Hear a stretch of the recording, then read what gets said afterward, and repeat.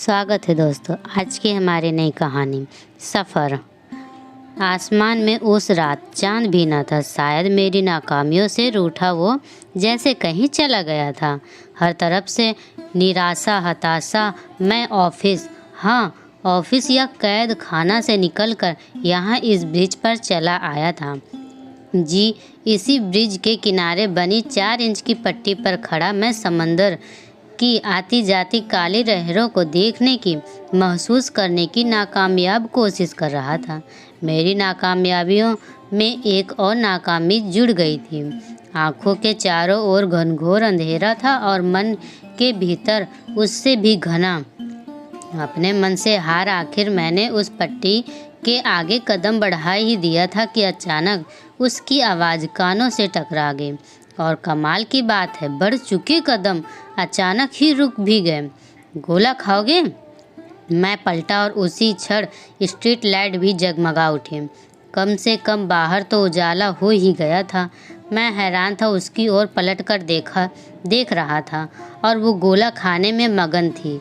उसकी नज़र मुझसे मिलते ही मैंने उसे घूरा तो थोड़ा सा अचकचा कर बोली, यार मुझसे अकेले गोला नहीं खाया जाता। लेकिन आज वो गोले वाला टकरा गया तो साथ में किसी के ना होने पर भी मैंने उससे ले लिया। अब अकेले मज़ा नहीं आ रहा, खाओगे क्या? ये पागलपन था। क्या मैं उसे जानता था? नहीं। तो फिर मुझसे इतनी बेतलुक क्यों हो जा रही थी वो? क्या मैं तुम्हें जानता हूँ? नहीं, पर गोला बांटने के लिए जानना ज़रूरी नहीं है। मैंने उसे घूरा तो बोली, यार यहाँ से गिरने पर मरोगे नहीं, इतनी गारंटी है मेरी। और वो गार्ड्स देख रहे हो, वो तुम्हें डूब कर मरने नहीं देंगे। अब हाथ पैर तुड़वा कर घर में बिस्तर पर पड़े रहने का शौक़ है? तो वैसे बताओ, मैं कुछ गुंडों को जानती हूँ, ज़्यादा अच्छा काम कर देंगे। यार ये क्या बकवास कर रही थी वो? मैं ब्रिज पर खड़ा कभी भी कूद सकता था और इसे मजाक सूझ रहा था, पर कुछ तो था उसकी आवाज़ में जो रस्सी बनकर मेरे पैरों से चिपक गया था। मेरे कहीं नहीं कूद पाया। मैं नीचे उतरा तो मेरे हाथ में गोला पकड़ाकर वो आगे बढ़ गई। इसे गोले की तरह ही तो बस चू रही थी मेरी ज़िंदगी, बस धीरे धीरे यूं ही हो तो ख़त्म हो रही थी। मैं उस गोले को घूर रहा था और वो वापस मेरी ओर मुड़ गई। उसने मेरा हाथ थामा और लगभग मुझे खींचते हुए आगे बढ़ गई। एक अनजान लड़की जिसे ना कभी पहले देखा ना ही जिसे मैं जानता था, उसका हाथ थामे मैं ना जाने किस हवा में बहे जा रहा था। मुझे कुछ खबर न थी, वो मुझे अपने घर ले गई। मैं अब भी गाफिल ही था, कुछ होश न था कि हो क्या रहा है, बस चले जा रहा था उसके संग, उसके पीछे। अगली सुबह जब आँख खुली तो वो सामने बैठी कॉफ़ी बना रही थी। मेरी आंखें खुलते ही उसने गुड मॉर्निंग विश किया, जिसका कोई जवाब मैं न दे सका। मेरी सुबह, मेरी रात, मेरा जीवन अब गुड कहाँ रह गया था। मेरी तरफ मुस्कुराते हुए उसने मुझे कॉफ़ी दी, जिसे लेते हुए मैं काफ़ी हिचक रहा था। सबसे पहले तो वो किसी अनजान, वो भी लड़की के साथ मैं यूं इस तरह आधी रात को उसके घर चला आया, मुझे असहज करने के लिए इतना ही काफ़ी था। मेरी असहजता को शायद समझ गई थी वो और बोली, इट्स ओके, तुम कॉफ़ी पियो, इतना सोचने की ज़रूरत नहीं। कॉफ़ी पीते हुए एक बेहद ही जायज़ सवाल आ धमाक मेरे सामने, कल रात क्या कर रहे थे? इसी सवाल का इंतज़ार कर रहा था जैसे उसने पूछा और मैं फट पड़ा। मैं थक चुका हूँ। क्यों नहीं समझते वो कि मैं नहीं करना चाहता, ये नहीं होता मुझसे, मेरा दिमाग नहीं लगता ये सब में। मैं आंकड़े, ये स्टॉक में ये पैसा नहीं है मेरी मंजिल, नहीं है मेरा सफ़र। क्यों नहीं समझ आता कि मैं उनकी तरह नहीं बनना चाहता, नहीं बन सकता। एक्चुअली वो आंखें फाड़े मुझे देख रही थी, बोली, किसकी तरह? कौन? किसकी बात कर रहे हो?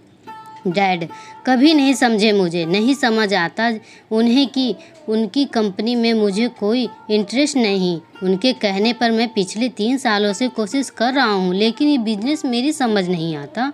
सब कठपुतलियाँ लगते हैं मुझे इस ऑफिस में, रोज़ वही एक काम, वही एक रूटीन। ऐसा नहीं है कि मेरे कोशिश नहीं की, लेकिन मैं नाकामयाब रहा, फेल हो गया पापा को उनका मनचाहा रिजल्ट देने में। समझते ही नहीं वो कि मैं नहीं बना रहा हूँ उनके लिए। मैं हाँफने लगा था। किसके लिए बने हो फिर? मैं लिखना चाहता हूँ, लेखक बनना चाहता हूँ, लेकिन वो माहौल ही नहीं मिलता मुझे। लेखन को माहौल ही नहीं, मन की ज़रूरत होती है, बड़ी ही सहजता से बोल दिया था उसने। मैं उसे आंखें फाड़ देख रहा था। वो अपनी कॉफ़ी ख़त्म करके उठी और शायद मुझे समझ आ गया था कि मैं क्या करना चाहता हूँ। अपनी कॉफ़ी ख़त्म करके मैं अपने रास्ते निकल गया, उसका एहसास मन में लिए। ग्लास डोर के आगे खड़ा मैं उसे देख रहा था। वो सागर की लहरों की तरह डोल रही थी। उसकी आंखें, उसके हाथ बजते संगीत के साथ बह रहे थे और मेरी आंखें उसके साथ यहाँ वहाँ डोल रही थी। वो बिल्कुल गाफिल थी अपने नृत्य में और मैं खो गया उसमें, कुछ यूं कि अपनी भी खबर ना थी मुझे। चंद लम्हों बाद उसका हाथ पड़ा मेरे कंधे पर तो होश आया कि बाहर आ गई थी वो। कैसा था? एक सवाल पूछा उसने। मैं क्या बताता उसे कि कैसा था? बस नज़रें झुकाकर सिर ही हिला सका। खिलखिला उठी थी वो। उसकी हंसी ले जा रही थी मुझे कहीं दूर, अपनी झल्लाहटों से, अपनी नाकामियों से। दिन ब दिन लगने लगा था इसमें मेरा ध्यान अब लगने लगा। पापा के चेहरे पर सुकून बिखरने लगा। मैं खुश था, इसलिए नहीं कि स्टॉक्स उछाल रहे थे, इसलिए भी नहीं कि कमल की गति मिल रही थी, बस इसलिए क्योंकि उसका खिलखिलाता चेहरा अब मेरे सामने होता था। वो जब नाचती थी मेरा मन भी मोर की मंदिर नाचता था। वो डूब जाती थी उस संगीत में, उस धुन में जब थिरकती थी उस ताल पर, जो मेरा मन भी उसके साथ ही थिरकने लगता था। उसकी ताल पर कुछ तो था जो उसमें अलग था। शायद उसका चीज़ों को, लोगों को, जीवन को देखने का नजरिया, या फिर जो सच्चाई से भरी थी।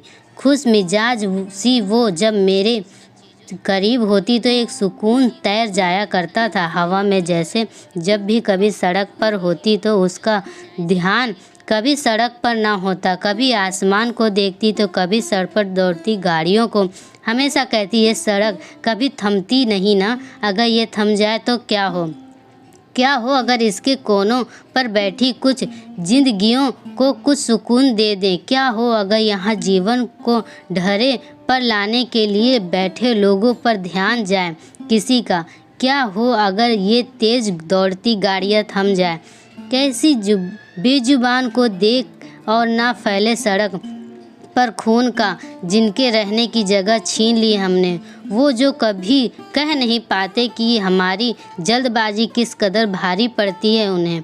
वो बोलती जाती और मैं बस सुनता जाता। बहुत कमज़ोर सी थी वो, आँखों के नीचे गड्ढे, ऐसा लगता था जैसे सर्दियों की बीमार हो, लेकिन उसकी आँखों की चमक ऐसी थी, उसकी आँखों की नज़रें हटने ही नहीं देती थी। मैं बस उन आँखों में ही खोकर रह जाता था। हमेशा की तरह आज भी उसकी नृत्य कक्षा के बाद उसके बदन से बह रहे पसीने को अपने रुमाल से साफ करता मैं उसे अपने बेहद करीब महसूस कर रहा था कि हारी सी वो मेरा हाथ थामे कक्षा के एक कोने में जा बैठी। जब भी वो नाचकर हटती तो उसके चेहरे पर अलग ही नूर होता था, जैसे कि उन दोनों को जीती थी वो। मैंने उनसे पूछा, तुम्हें ये सब बहुत भाता है ना? बहुत। आंखें चौड़ी करती हुई वो बोली, बेहद दीवानी हूँ मैं संगीत की। जब जब उपकरणों से उठती धुन सुनती हूँ तो लगता है कि जैसे बांसुरी की लय मुझसे ही कहीं उठ रही है। जब जब ढोलक पर थाप पड़ती है तो मेरा दिल खुद पर एक थाप महसूस करता है। जब भी घुंघरू छनछनाते हैं तो मेरे पैर खुद ब खुद ही हिलने को बेकरार हो जाते हैं। ये संगीत, ये नृत्य मेरी रग रग में समाया है। तुम जानते हो, घर पर पापा हमेशा चाहते थे कि मैं इन सब पर ध्यान न देकर केवल पढ़ाई पर ही दिमाग लगाऊं। मैंने बहुत कोशिश की, लेकिन ये संगीत मेरी रगों से निकला ही नहीं। और फिर मैंने संतुलन बिठाने की ठानी। तुम्हें उस रात ब्रिज पर जब देखा तो मुझे अपने ही दर्शन हुए। किसी वक्त मैं भी यूं ही तरास से और निराश थी। बस फ़र्क यही था कि तुम्हारी तरह खुद को गवा देना मंजूर न था मुझे। बड़ी मुश्किलें आई इस संतुलन को बैठाने में, लेकिन आज मैं न सिर्फ अपना सपना पूरा करने की तरफ कदम बढ़ाए हूँ, बल्कि अपने पापा की आंखों के ख्वाब को भी पूरा करने की कोशिश में हूँ। इसलिए कहती हूँ, माहौल नहीं मन महत्व रखता है। अक्सर ही ऐसी बातें बड़ी सहजता से कह जाया करती थी और मैं बस उसकी बातों में ही सुकून ढूंढ लिया करता था। दिन ब दिन ढल रही थी, वो बेहद ही कमज़ोर होती जा रही थी। मैं जब भी उससे पूछता तो वो मजाक में दबा जाती, कहती घर वाले खाने पीने को नहीं देते ना, इसलिए पतली हो रही हूँ। लेकिन मैं जानता था कि कहीं कुछ गड़बड़ है। बेसुध सी नाचती वो अब हाँफने लगी थी। पूरा चेहरा उसका ढलता जा रहा था, आंखों की चमक भी जैसे अब खोने को जा रही थी। धीरे धीरे वो अब पहले जैसी नहीं रहती जा रही थी। मैं जिद करता कि चलो डॉक्टर के पास, लेकिन वो हमेशा ही मेरा हाथ पकड़ के मुझे दूसरी ही दिशा में खींच ले जाती। मैं चाह कर भी कुछ नहीं कर पाता था उसे। बड़ी सादगी से वो अपना नृत्य साधना में रमी हुई थी। उसका एक ही सपना था, खचाखच भरे हॉल में सबके सामने अपना नृत्य प्रस्तुत करना चाहती थी। लेकिन उसके सपने पूरे होने में कसर थी और उसकी वजह थी पैसा। ना ही उसको स्पॉन्सर्स मिलते थे और ना ही इतना पैसा था कि खुद अपने लिए कुछ कर पाए। वो कुछ कहती तो नहीं थी, लेकिन आंखें उसकी खामोशी सब कुछ बोल जाती थी। एक दिन मैंने उसे अपने करीब बिठाया, उसके बालों में मैं हाथ फेर रहा था। उसके चेहरे पर मुस्कुराहट उभर आई थी, शायद उसे अच्छा लग रहा था। आज बहुत थकी हुई सी लग रही थी। शायद जब अपनी मेहनत का कोई सकारात्मक परिणाम न मिले तो थकावट तारी हो ही जाती है। मैंने उसके सिर को उठाते हुए देखा तो बड़ी ही ज़हीन होकर बोली, क्या मैं अभी अपना सपना पूरा नहीं कर पाऊंगी? मैंने उसे बहलाते हुए कहा, अरे ऐसा क्यों कह रही हो, तुम ज़रूर कामयाब होगी, देखना। मुझे गहराई से देखती हुई बोली, तुम जानते हो पैसा बड़ी बुरी चीज़ है, अक्सर काबिलियत से मौके छीन लिया करता है। उसकी बात सुनकर मैं सन्न रह गया। जानता था कि भ्रष्टाचार सब जगह फैला है, लेकिन जब तक किसी बहुत करीबी के साथ ना हो फ़र्क कहाँ पड़ता है। उसी के इंस्टीट्यूट से ना जाने कितने ही उससे कम काबिलियत वालों को आगे बढ़ता देखा था मैंने। उसकी बात का गहरा असर रह गया था मुझ पे। मुझे अब शायद समझ आ गया था कि उसकी आंखों की चमक गायब होने के पीछे की वजह क्या थी। मैंने पापा के सामने अपनी बात रखने की हिम्मत जुटाई। उसे बड़े से हॉल में उबल पड़ने को तैयार भीड़ के बीच आज उसका सपना पूरा हो गया। उसकी साधना मंजिल तक पहुंच गई थी। संगीत खत्म होने पर तालियों की गूंज ने पूरे हॉल को गुंजा दिया था, लेकिन वो तालियों की गूंज ज़्यादा देर तक ना टिक सकी। अपने कथक के आखिरी फेरे लेते हुए तालियों की गूंज के बीच गस खाकर वो गिर पड़ी। पूरे हॉल में सन्नाटा सा पसर गया। मैं उसे अब गोद में लिए कार की ओर बढ़ चला। नाक से उसके खून बह रहा, जैसा लग रहा था कि एक और नाकामी मुझे जकड़ने को तैयार खड़ी थी। बीप बीप बजती मशीनों के बीच घिरी वो मुश्किलों से सांस ले पा रही थी। मेरी आंखों से शिकायतें बढ़ रही थी। उसकी आंखें खुली तो बस इतना ही कह पाया था, मैं तुम जानती थी ना। उनसे कोई जवाब नहीं दिया।